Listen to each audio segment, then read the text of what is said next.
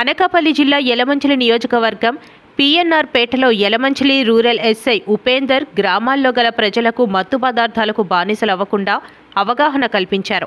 మనం ఏజెన్సీకి దగ్గరగా ఉన్నాం కాబట్టి గంజాయి, ఇతర మత్తు పదార్థాలు గ్రామాల్లో ఉన్న యువకులు అలవాటు పడకుండా గ్రామ ప్రజలే మాతో పాటు కలిసి వాటి యొక్క అనర్థాలు యువకులకు తెలియజేస్తామని, అదేవిధంగా వినకపోతే చట్టపరంగా చర్యలు తీసుకుంటామని, సైబర్ క్రైమ్పై ఎటువంటి అనర్థాలు జరిగినా తక్షణమే చర్యలు తీసుకుంటామని గ్రామ ప్రజలకు తెలియజేశారు. ఈ కార్యక్రమంలో గ్రామ ప్రజలంతా కూడా పాల్గొన్నారు.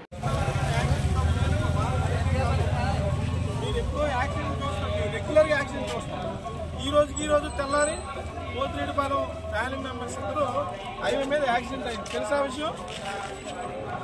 పోతిరెడ్డిపాలెం రేగుపాలెం జంక్షన్ దాటిన తర్వాత వెళ్తుంటే ఇలాగ రైట్ సైడ్ వెళ్తుంటే వెనక నుంచి ఎందుకంటే మనకి హైవే స్ట్రెచ్ ఉంది, యాక్సిడెంట్లు అవుతున్నాయి కాబట్టి మిగతా ఏరియాలో కాదు ఉంది.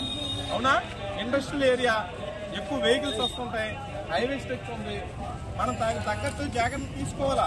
ఈ లూప్ లైన్లో మ్యాక్సిమం జరగవు, కానీ హైవే మీదకి వచ్చినప్పుడు మాత్రం పక్కాగా అందరూ హెల్మెట్ ప్రతిదీ కూడా ఉండాలి. మనకి సిటీలోనే వెనక కూర్చున్న వ్యక్తికి కూడా హెల్మెట్ లేకపోతే ఫైన్ వేస్తున్నారు. అవునా కదా?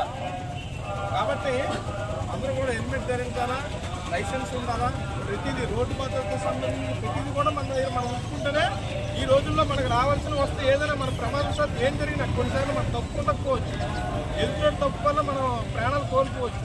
అలాంటి సమయంలో కూడా మనకు రావాల్సిన బెనిఫిట్స్ వస్తాయి కదా. కాబట్టి అవన్నీ ఉండాలా, అవన్నీ ఉంటేనే అవుతుంది. ఇదంతా రోడ్డు భద్రత గురించి. ఇంకా ముఖ్యమైన విషయం ఏంటంటే గంజాయి. ఒకప్పుడు స్టేట్ ప్రోగ్రాంలు అయితే పోలీసు వాడు ఉండేవాడు కాదు. అవునా? పండగలైనా హ్యాపీగా మీరే అంతా చూసుకున్న కానీ సెలబ్రేట్ చేస్తాం. ఇప్పుడు మేము 5-6 రావాల్సిన పరిస్థితి వస్తుంది. ఎందుకు వస్తుంది? మీరు చేసుకోలేరా పండగ? మీరు చేసుకోలేరా? స్టేజ్ ప్రోగ్రాం దగ్గర మీరు ఒక 5 ఉంటే మీ మాట వినరా? మీ మాట కూడా వినలేని సమయంలో, మా మాట కూడా వినలేని సమయంలో కుర్రోళ్ళు అలా తయారవుతున్నారు. ఎందుకు తయారవుతున్నారు? చెడు అలవాట్లు. అవునా? చెడు అలవాట్లు, మద్యం సేవించడం ఫుల్గా. వీలైతే మరి గంజాయి ఎక్కడ దొరుకుతుందో తెలియదు కానీ గంజాయి సేవించడం, దానివల్ల ఎంతవరకు అంటే ఆ స్టేజ్ ప్రోగ్రాం దగ్గర ఎక్కడి నుంచి వచ్చి మనల్ని ఇబ్బంది పెట్టే సమయంలోనే మనం ఏదోలాగా మన బందోబస్తు చేసుకొని ఏదో చేపిస్తున్నాం. అయినా అంతవరకు ఎందుకు తెచ్చుకోవాలా? అవునా కాదా? కాబట్టి నేను ముఖ్యంగా మీకు చెప్పదలుచుకుంది ఏంటంటే, మన ఊళ్ళో ఎవరైనా దీనికి అలవాటు పడిన వాళ్ళు ఎవరైనా ఉంటే నాకు దయచేసి సీక్రెట్గానే, బహిరంగంగా ఏం చెప్పొద్దు, సీక్రెట్గానే నాకు పేర్లు చెప్తే మీరు కూడా ఐడెంటిఫై చేసి మేము కూడా ఇన్ఫర్మేషన్ పెడతాం. మీ నుంచి కూడా అలాంటి వాళ్ళు ఎవరైనా అలవాటు అయిన వాళ్ళు ఉంటే నాకు పర్సనల్గా ఫోన్ చేసినా పర్లేదు, మెసేజ్ చేసినా పర్లేదు, వాళ్ళకి కౌన్సిలింగ్ చేయాలా. అవునా కాదా? వాళ్ళని అలా విడిచిపెట్టిస్తే ఏమవుతుంది? వాళ్ళు ఆడే అలవాటు పడిన వాడు మానుకోలేడు. అవునా? వాడికి ఏదో విధంగా అలవాటు అయ్యింది. దాన్ని మానిపించాలంటే కౌన్సిలింగ్ చేసి రీహాబిలిటేషన్ సెంటర్కి మెడిసిన్ ఇచ్చి రీహాబిలిటేషన్ సెంటర్కి పంపించడం ఏదో చేయాలి.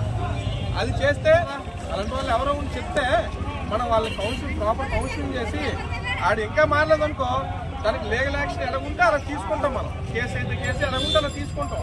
ముందుగా ఆయన ఐడెంటిఫై చేసి మనం కౌన్సిలింగ్ చేసాం అనుకో మారుతాడు, ఆడికి జాగ్రత్త ఉంటుంది, ఆడి పని ఆడు చేసుకుపోతాడు. అవునా కాదా?